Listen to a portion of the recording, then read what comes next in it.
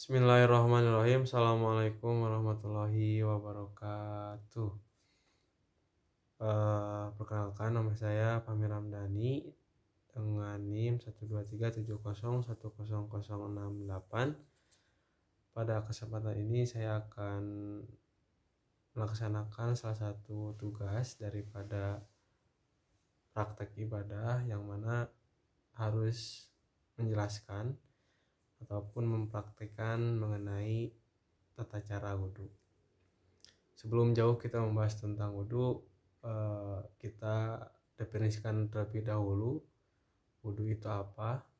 Jadi bisa didefinisikan bahwa wudhu itu adalah salah satu tata cara ataupun salah satu cara umat muslim untuk menghilangkan hadas.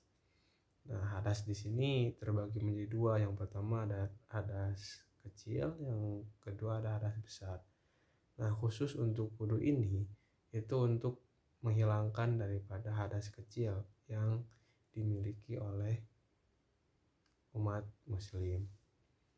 Nah, salah satu daripada pelaksanaan ibadah yang diwajibkan oleh Allah itu ada salah satunya adalah sholat. Nah, untuk menghilangkan hadas sebagai salah satu syarat sah dalam melaksanakan sholat, maka wudhu ini dipandang penting untuk kita ketahui, untuk kita pelajari. Kemudian ada beberapa rukun wudhu. Yang pertama itu ada niat. Yang kedua ada membasuh muka dari tumbuhnya rambut sampai dagu ataupun jenggot. Yang ketiga membasuh tangan sampai sikut itu harus sampai, dan kalaupun tidak sampai itu tidak sah, maka harus lebih daripada sikut. Kemudian setelah sikut itu membasuh sedikit kepala. Ada beberapa pendapat, itu ada yang boleh satu helai ataupun lebih banyak daripada satu helai. Kemudian setelah membasuh sedikit kepala ataupun rambut, kita membasuh telinga. Telinga itu menjadi salah satu syarat, bukan termasuk rukun. Kemudian setelah membasuh telinga itu membasuh telapak kaki ataupun kaki sampai mata kaki. Nah, itu harus lebih daripada mata kaki. Nah, itu rukun. Dan yang terakhir itu adalah tertib. Jadi wudhu itu harus tertib dari mulai A sampai Z, tidak boleh dilangkahi ataupun lewati. Adapun sunah-sunah yang ada di wudhu, yang pertama ada berkumur sebelum melaksanakan wudhu.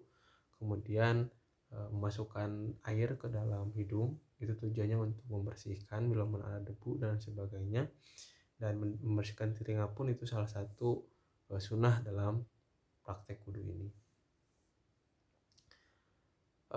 Kemudian untuk wudhu, setelah wudhu atau ada doa wudhu, asyhadu an la ilaha illallah wa asyhadu anna muhammadan abduhu wa rasuluh, Allahumma ij'alni minat tawabina waj'alni minal mutatahhirin waj'alni min ibadika sholihin, amin.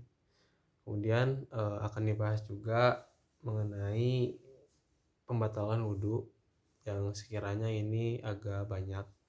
Yang pertama, keluar daripada salah satu yang dua, ada dubur dan kubur, entah kencing ataupun buang air besar, itu menjadi pembatalan daripada wudhu kita. Kemudian ada darah yang melebih ketika kita terjatuh ataupun terluka, kemudian lukanya itu banyak mengeluarkan darah, itu akan membatalkan wudhu kita. Kemudian ada hilangnya akal. Nah, hilangnya akal ini bisa disebabkan oleh beberapa sebab, diantaranya dengan tidur, kemudian dengan orang-orang yang memang udah gak ada akal seperti orang gila, itu akan membatalkan wudhu. Tapi untuk orang normal biasanya itu hilang karena tidur. Kemudian ada menyentuh perempuan yang bukan muhrim. eh, Ketika kita menyentuh ataupun sengaja ataupun tidak sengaja itu akan membatalkan wudhu. Kemudian selanjutnya ada menyentuh kemaluan oleh telapak tangan kita, entah perempuan ataupun laki-laki, itu akan membatalkan wudhu. Kemudian ada memandikan jenazah, yang terakhir ada murtad.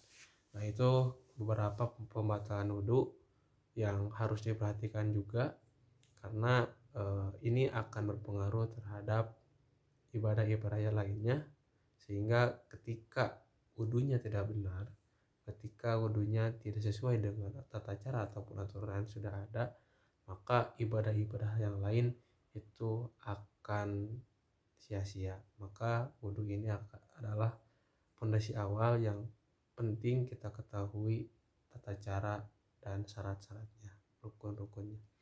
Sekian untuk penjelasan mengenai wudhu. Mohon maaf bila mana ada ucapan yang salah.